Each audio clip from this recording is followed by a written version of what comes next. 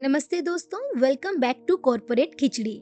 आज हम पकाने वाले हैं एक ऐसे ब्रांड की खिचड़ी जिसकी दुकान पर किसी जमाने पर पूरी दुनिया लाइन लगाकर खड़ी रहती थी।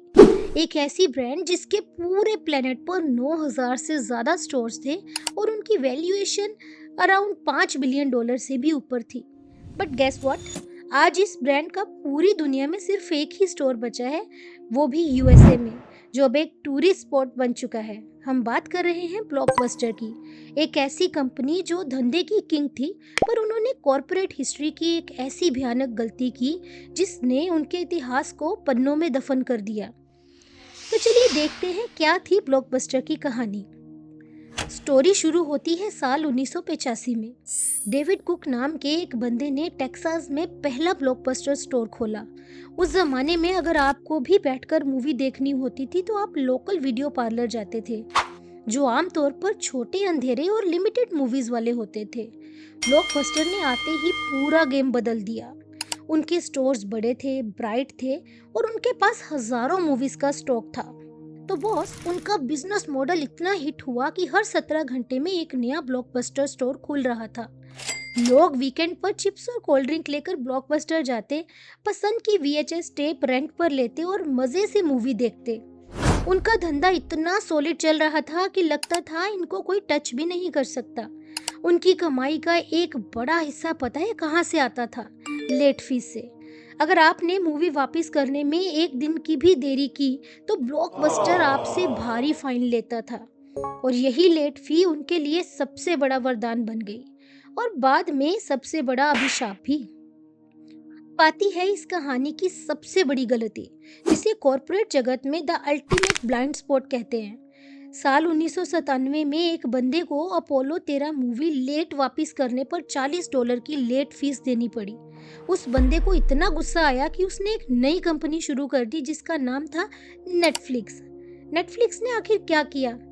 उन्होंने कहा, कोई स्टोर नहीं, कोई लेट फी नहीं, हम डीवीडी सीधा आपके घर पोस्ट से भेज देंगे।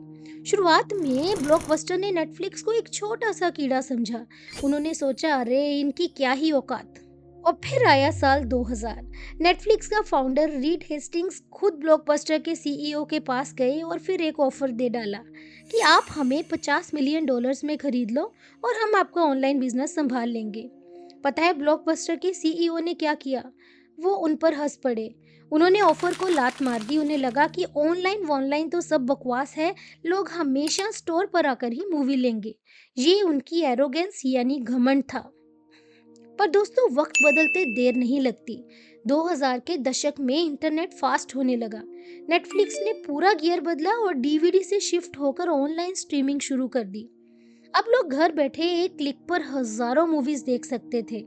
ब्लॉकबस्टर के स्टोर्स पर धूल जमने लगी।